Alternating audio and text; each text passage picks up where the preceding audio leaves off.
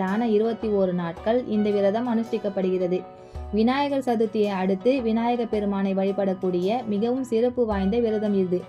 இந்த விரதத்தை மிகுந்த பயபக்தியோடு நாம் கடைபிடிக்க வேண்டும். இந்த விரதம் ஏற்கனவே பக்தர்கள் துவங்கி இருப்பார்கள்.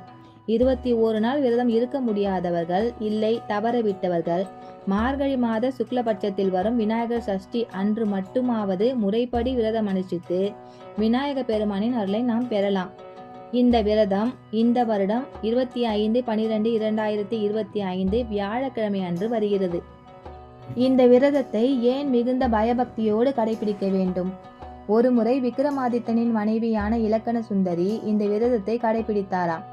ஆணவ மிகுதியால் இடையில் நோன்பை கைவிட்டு கையில் கட்டியிருந்த கயிற்றை கழட்டி எழுந்திருக்கிறாள்.